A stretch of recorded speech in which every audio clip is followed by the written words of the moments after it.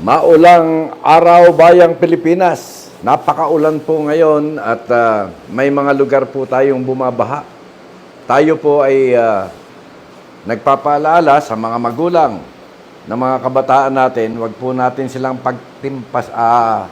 tampisawin sa ulan sapagkat uso po ang sakit ngayon, napakahirap po magpagamot.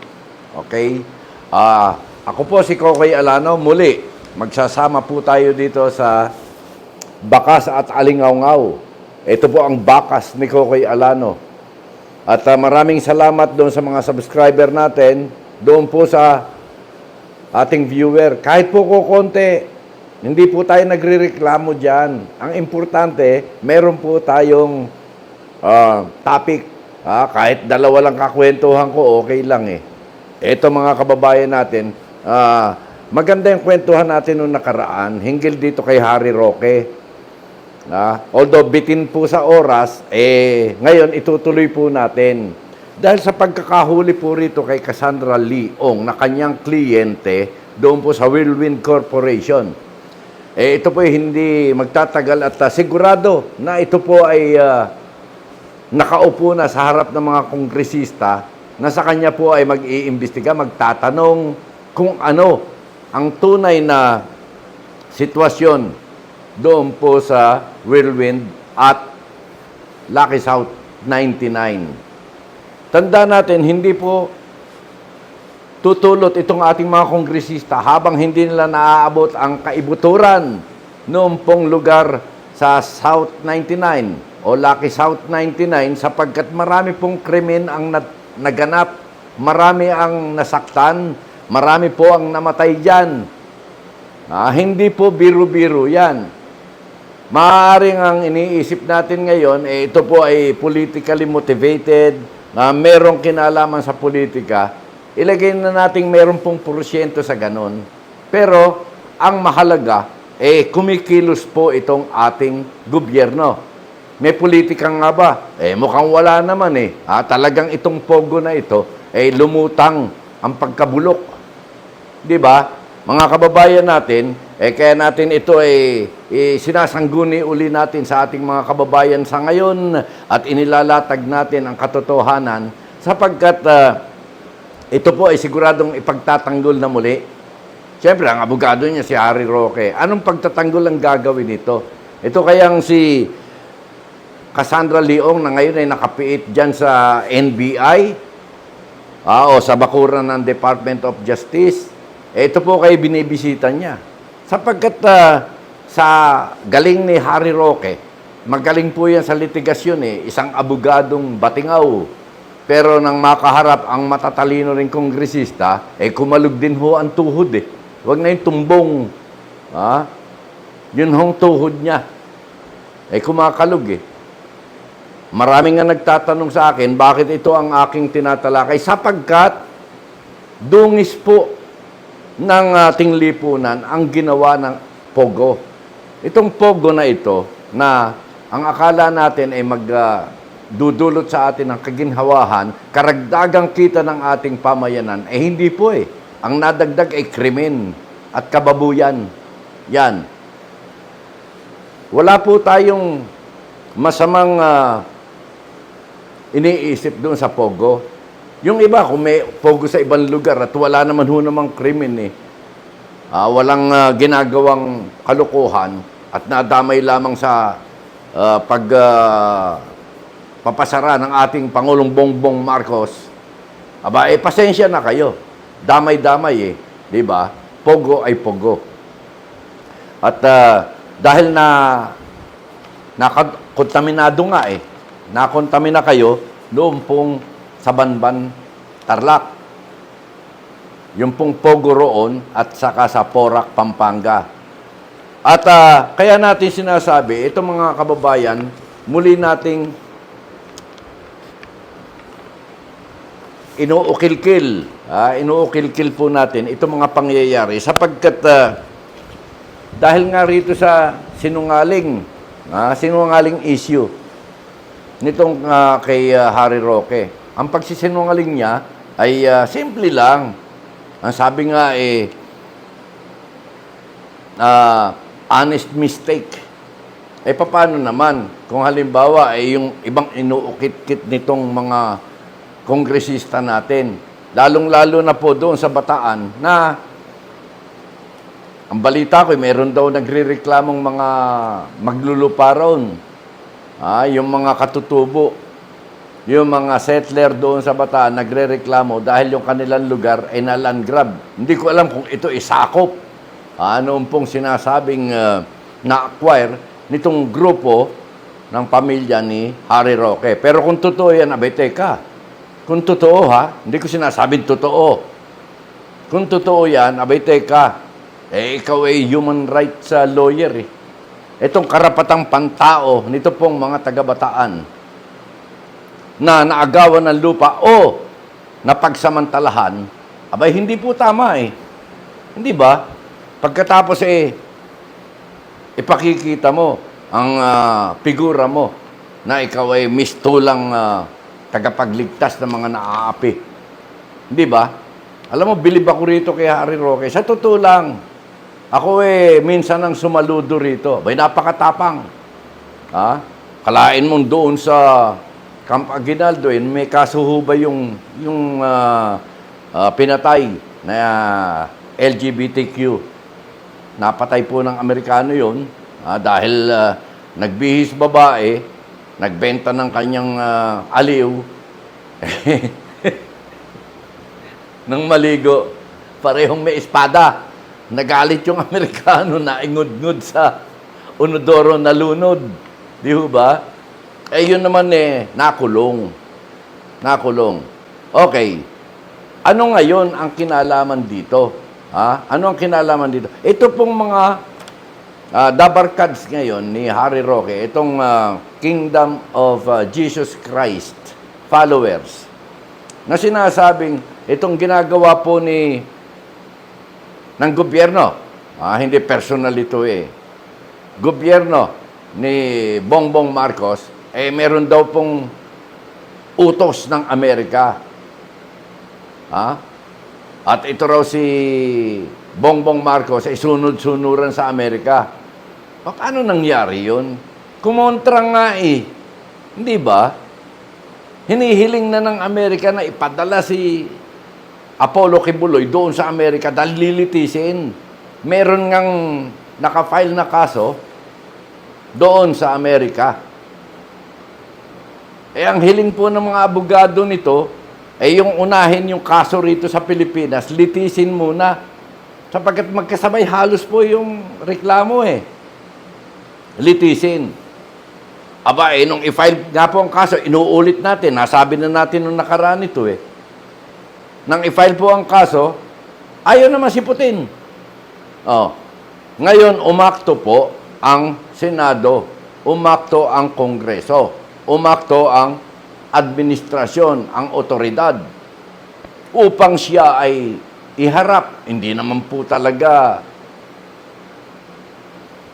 panghaharas nung una Alam niyo ho ba yung subpoena invitation? Yan pagbibigay kaalaman doon po sa akusado na ikaw ay humarap dito sa initial na investigasyon. Hindi nga po humarap.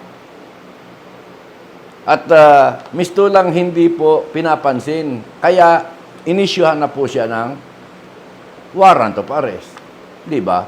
Nang magtungo ang mga kapulisan doon, unang pagkakataon, lumaban Lumaban po yung mga tauhan ng Kingdom of Jesus Christ. Ngayon, sa pagbabalik po at pagpapalit ng liderato ng Philippine National Police doon, sa ilalim nito pong si General Nicolas Torre, masidhi talagang ginagawa nitong trabaho. At kamakailan nga ng kanya pong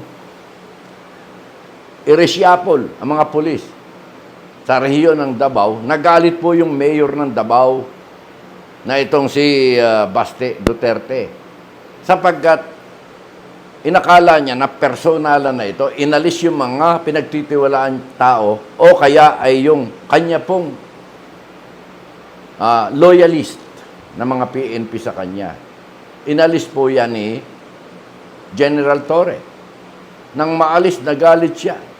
Pinagbantang pang sasampalin. Abay, hindi po biro yan, General.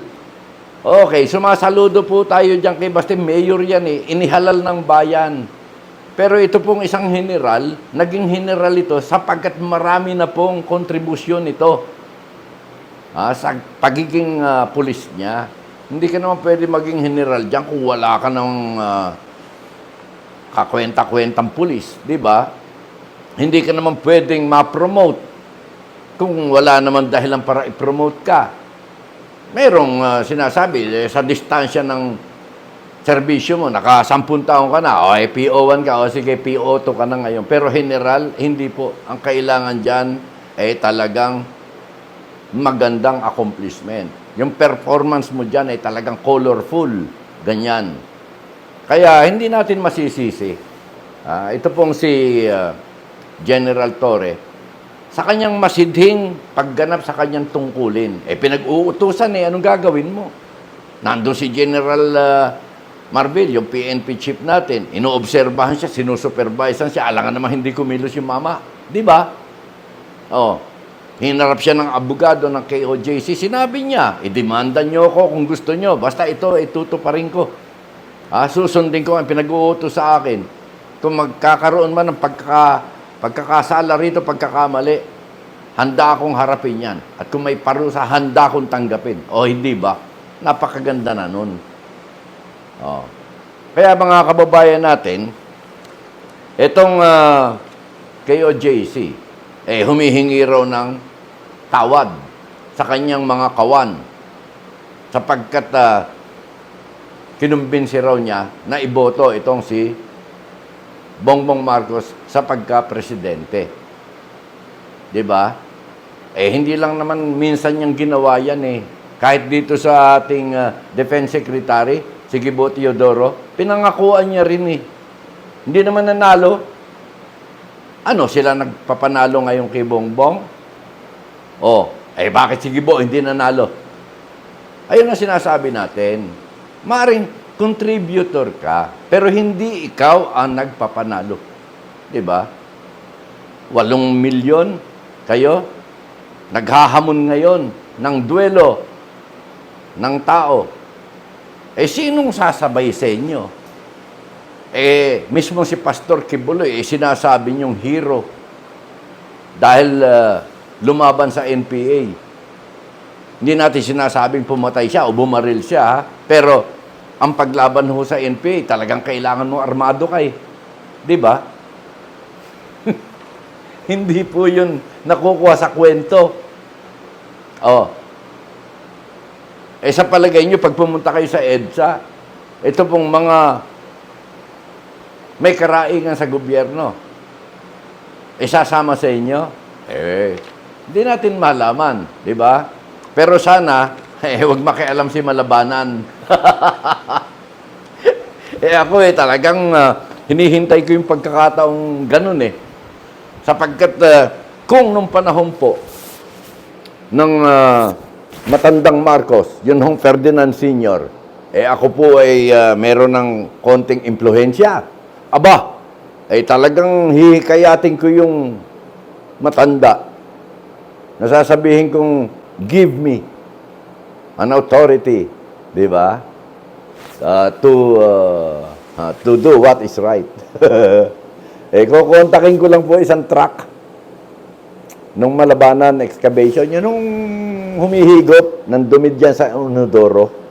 Tingnan natin. Di ba? Walang gulo yan.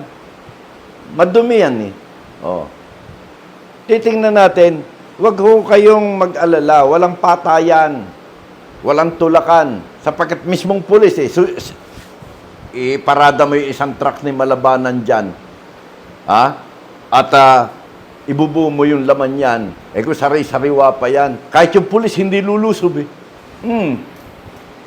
malaki magiging pagitan, puro naka-face mask pa yan.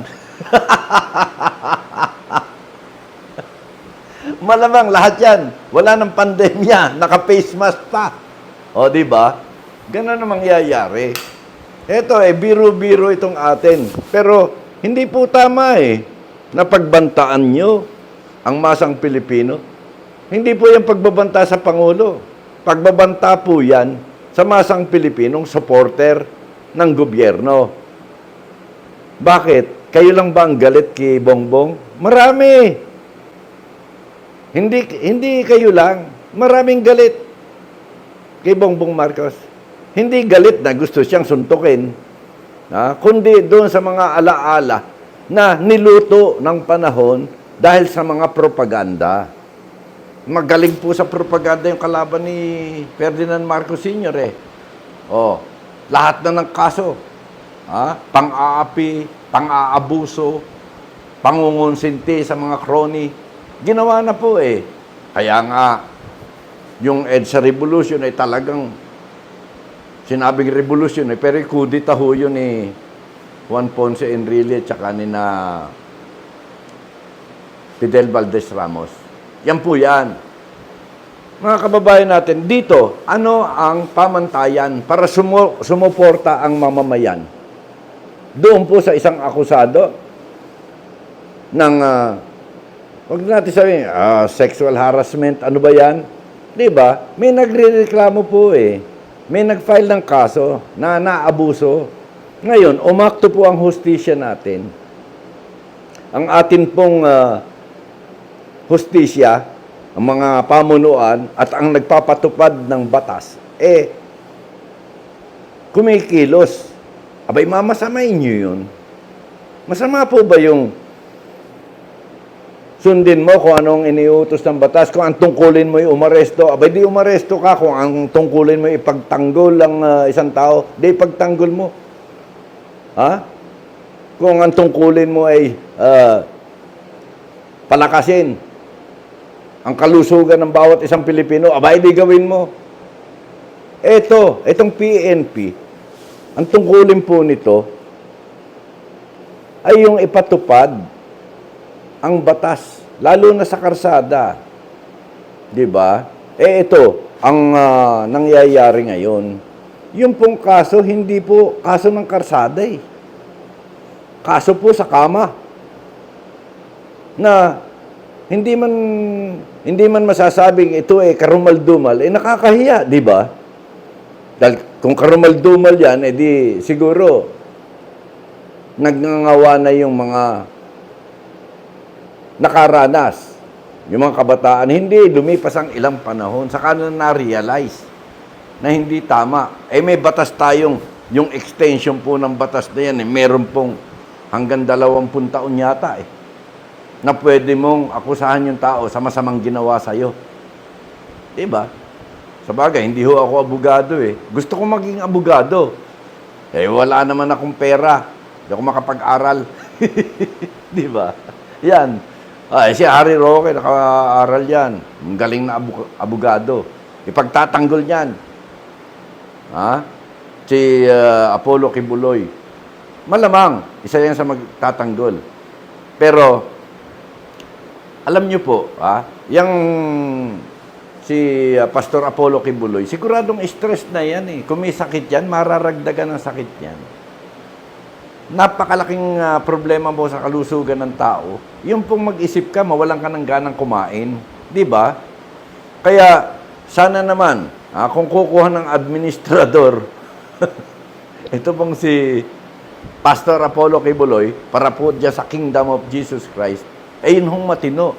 Baka mamaya yung property na pong yan, pagkaguluhan pa. Kawawa naman yung talagang contributor. At saka yung nakisawsaw lang o nakisamang pangmalas. Alam niyo, may tao talagang kung pagka nakasama mo, mamalasin ka Ganon. Di ba? Hindi yung malasin mo hirang. Hindi. Minalas ka hirang. Ganon.